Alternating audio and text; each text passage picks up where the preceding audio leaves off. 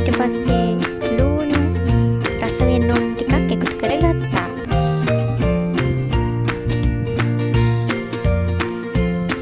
දැන් අපි ඊට පස්සේ හොඳින් කවලම් කරගන්න ඕනි.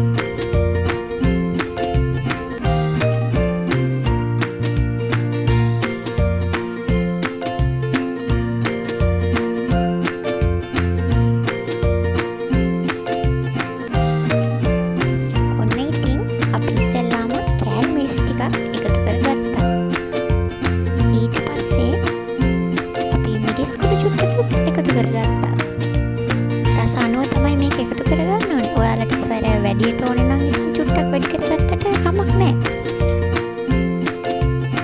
දැන් අපි පැස්ටා ටික හොඳින් එකතු කරගෙන කවලම් කරගන්න ඕනේ. ඔන්න ඉතින් අනිත් ටිකක් දැම්මා. දැන් ඔන්න අපි කවලම් කරනවා. පස් ගානට තියනවා වගේ පේනවා.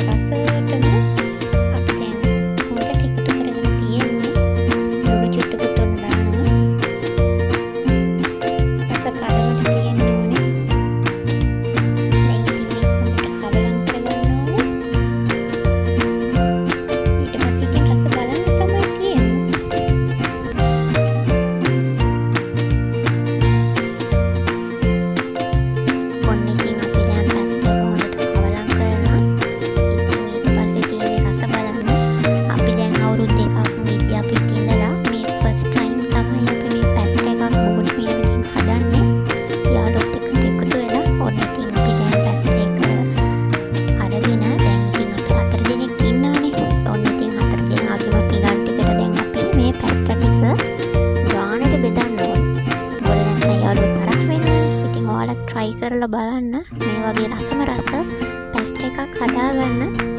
අපි නම් ඉතින් first time එක බෝඩි මේ පැස්ටා හදපු ඔයාලා try කරලා බලන්න යාළුවනේ.